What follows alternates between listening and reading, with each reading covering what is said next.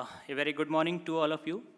So before starting my slide, I just would like to highlight the CST. What is the CST? What is the role of CST? So many of you are may or not aware of our Center for High Technology.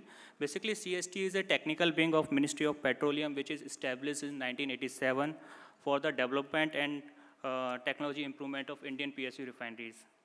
CST also act as a bridge between the Indian PSU refiners as well as and Ministry of Petroleum for refinery performance monitoring, benchmarking, net zero target trackings, and assessment of the future refining capacity. Apart from this, CST also promotes R&D for the indigenous technology development through funding various R&D projects and for their commercialization. And CST is also in the domain of the alternate energies. We are promoting alternate energies under the PM Jeevan Yojana for the production or manufacturing of 2G, 3G ethanol. And recently we have included SAF under the PM Jeevan Yojana. And one more area CST has given recently, that under the Site 2B program for the green hydrogen implementation among the PSU refineries. So CST has given as a implementation agency for the green hydrogen. So with this short introduction, I would like to start my presentation. So this is the India primary energy mix basket. You can see from this slide that India energy basket of portfolio is majorly contributed by the fossil fuels. More than 95% energy is coming from the fossil fuels, and whereas non-fossil fuel percentage is approx 5 to 6% in India energy basket. And if we compare it with the China energy basket, that China currently energy basket for the non-fossil fuel is 14%, whereas India is only having the 5%.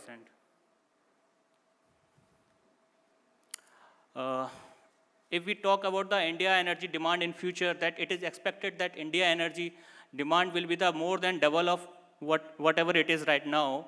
It will be more than 1200 MTO by 2050, in which 1/3 of the energy supply will be the electricity only, and 50% of the electricity will come from the renewable sources, and from the current level is of 25%. But it is expected that oil in India will remain at the same major contributor with the same level.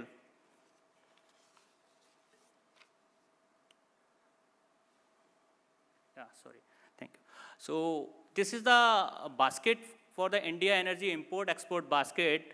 India is the second largest net crude importer. India imports last year 89% of its oil, 50% of natural gas, and 30% of coal. Since being an importer of the raw energy, India is also importer of the fine petroleum products, mainly LPG and petcoke. In the last year, India imported approx 48 metric ton of LPG and petcoke, and as well as for the fuel oil. And if we see in terms of the value, India total energy import value is more than 217 billion, in which the oil is a major contributor. And this shows that if any conflict happens in the world, it directly impacts the India energy security, because we are very much dependent on the import. Apart from the import, India is also exporting some petroleum fine products, mainly MS and HSD and ATF, in which MS and HSD are the major contributor. Refining capacity, that India is the fourth largest refiner in the world after US, China, and Russia, with a total crude capacity of 256.8 MMTPA, with 22 operating refineries. Out of these, the total percentage of the crude capacity shared by the PSU refineries is more than 60%, whereas private and joint ventures are approx 40%. If we see the growth of the Indian refining capacity addition, since 2014 or the last 10 years, India had added more than 40 MMTPA of capacity in their basket. If we talk about the oil demand, so India is the third largest consumer of energy as well as crude, and because of the economic growth, urbanization, and change in the lifestyle of the middle class that we already seen in the previous session, that India oil demand is growing substantially in the coming decades. And IEA also projected that India demand will be approx 1.2 million barrel per day by 2030, which is the one-third of the global projected demand.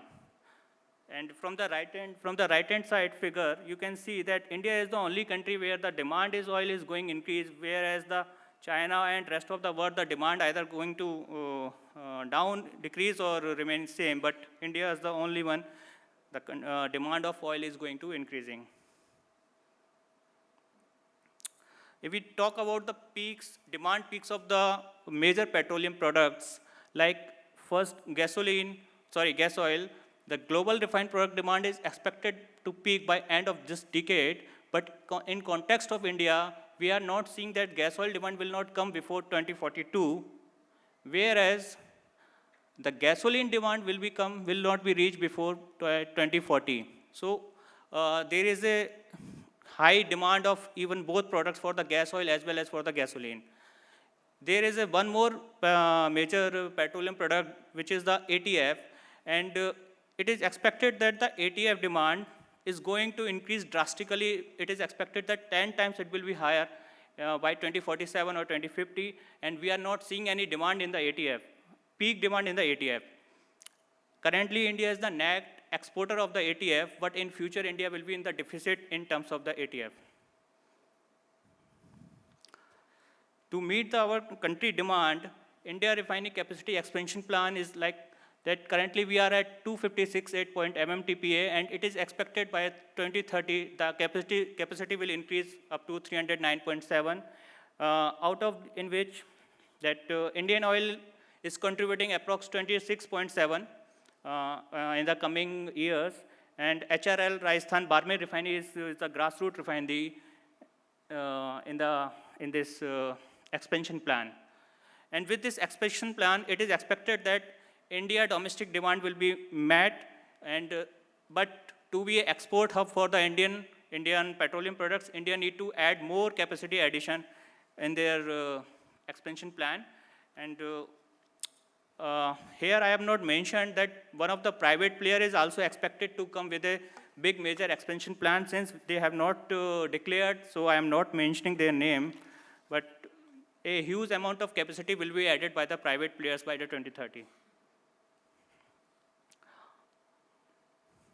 So if we talk about the carbon emission, that India is the third largest carbon emitter in the world after China and Russia, with the highest annual growth rate of the 6%.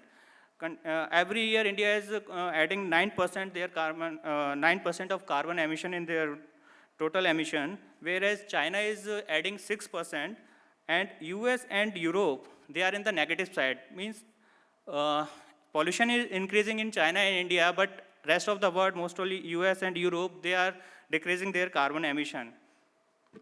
But the question comes, how much oil and gas industry contributes in this total emission? And it is likely 15% energy greenhouse emissions come from the oil and gas industries. But however, the downstream companies are contributing only 3.5% globally. But in context of India, total emission is 3.12 gigaton of carbon CO2 equivalent. And in this, the petroleum refinery are contributing only 2.55%, which is 0.08. So we are, in context of refiners, we are not that much emitter in comparison to the other sectors.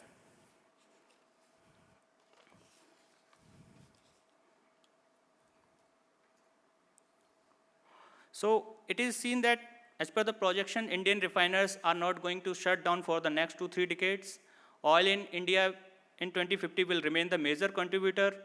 ATF demand will increase exponentially, and coal will be the remain considerably high sharing in the energy basket.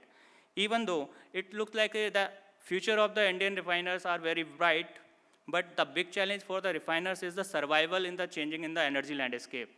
Oil and gas industries need to decarbonize to withstand upcoming changes in the global energy market.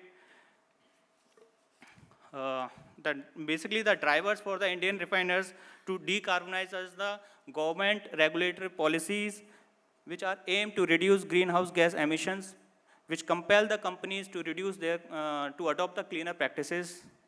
Second is the global agreement. Oil and gas companies must decrease their carbon footprints to comply the NDC, which was announced during the COP26, which aimed to lower greenhouse gases by 45% by 2030 in comparison to the 2005 level.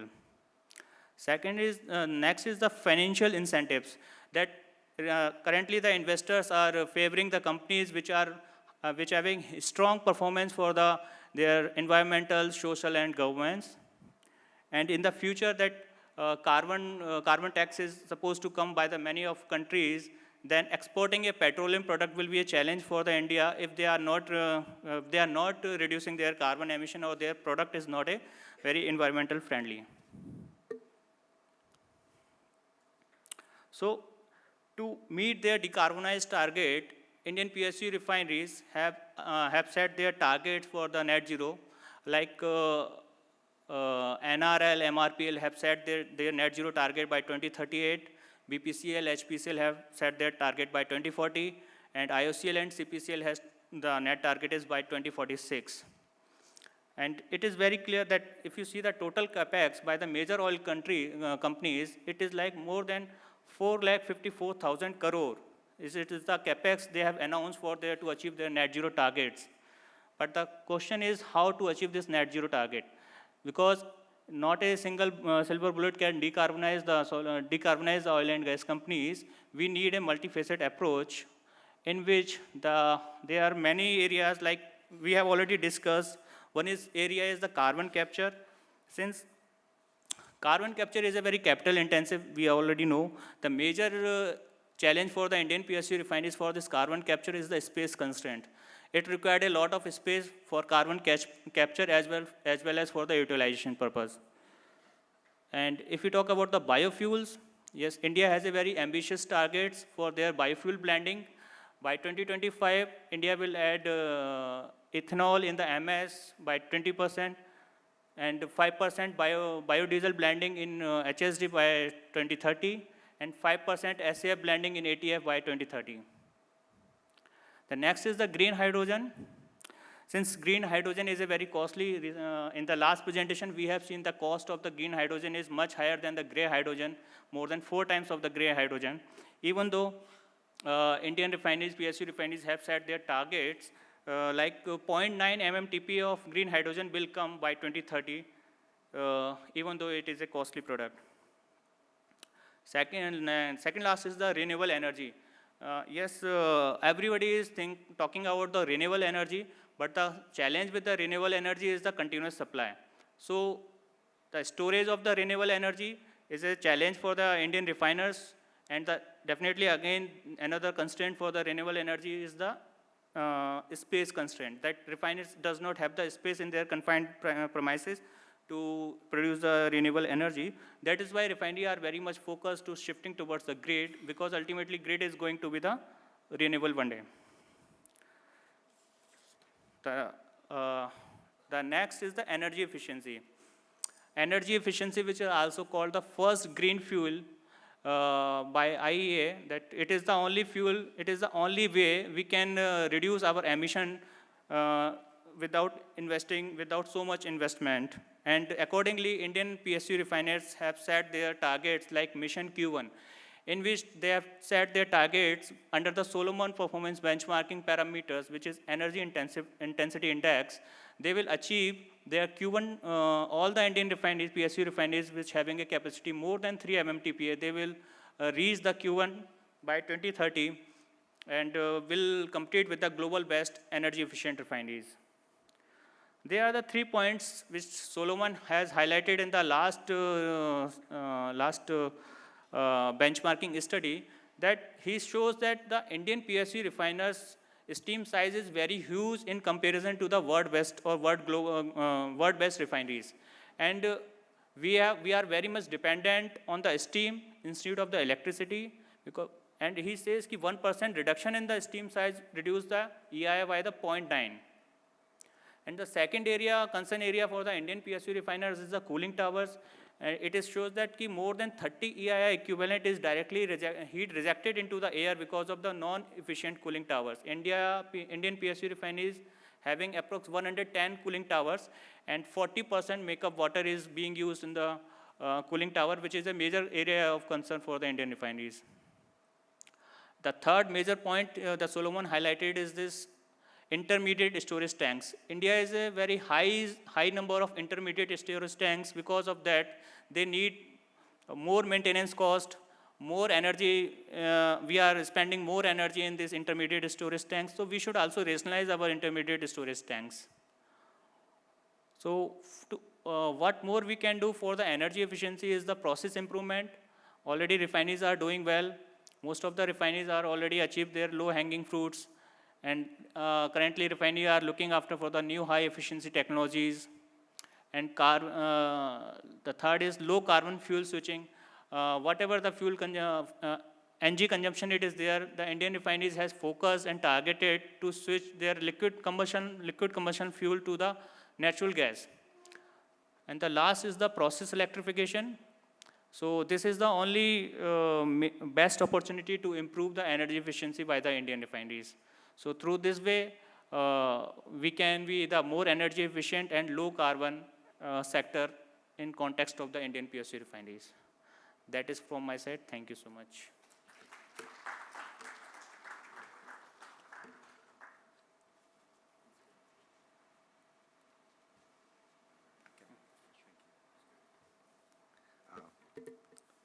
Thank you, Mr. Aggarwal, for this very informative presentation on the role of refining industry in changing energy landscape. Do we have any questions from the audience for Mr. Aggarwal? You can quickly type your message on slido.com.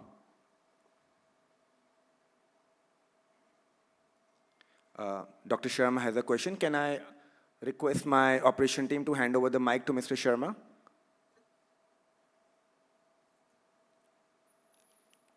Maybe you can come.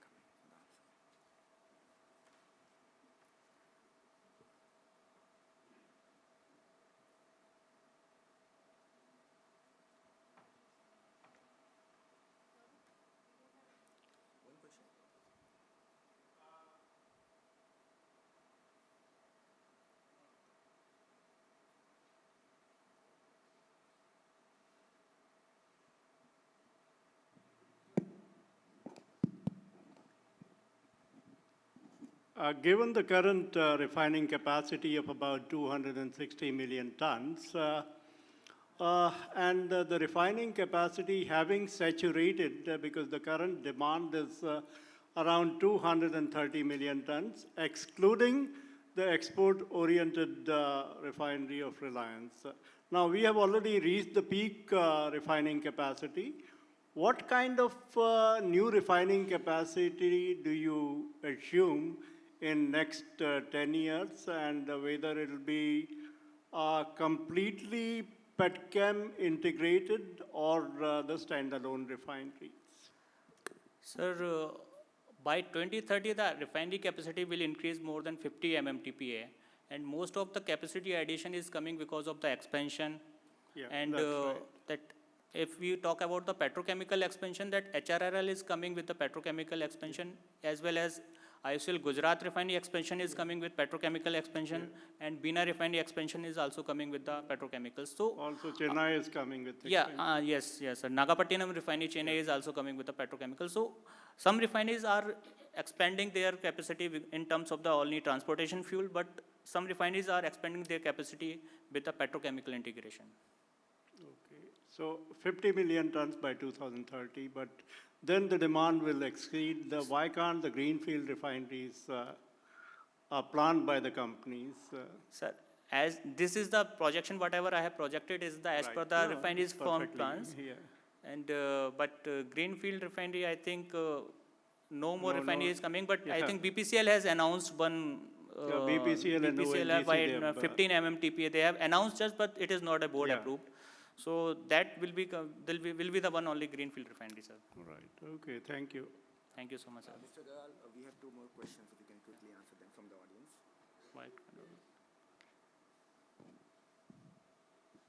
Okay. So for the first question, what kind of technological projects you are working in CST for the hydrogen production? So we are acting as an implementing agency for the green hydrogen in the PSU refineries. We are providing the guidelines for the tendering, and we are also providing the incentives to the green hydrogen manufacturer for providing the green hydrogen into the refineries. That is the way, but we are not working for particular any technology. These technology are widely available like PAM and solid oxide type.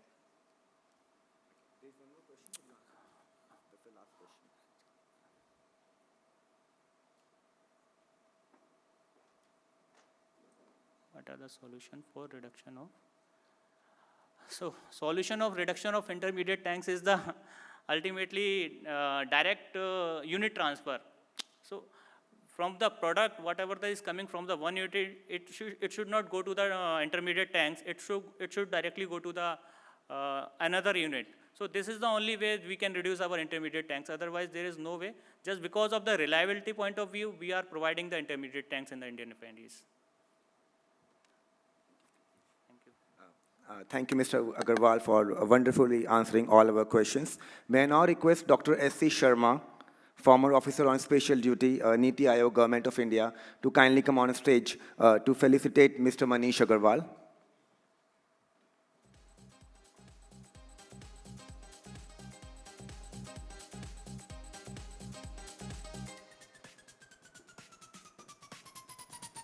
Ladies and gentlemen, may we have a round of applause for Shri Manish Aggarwal for this wonderful presentation he made.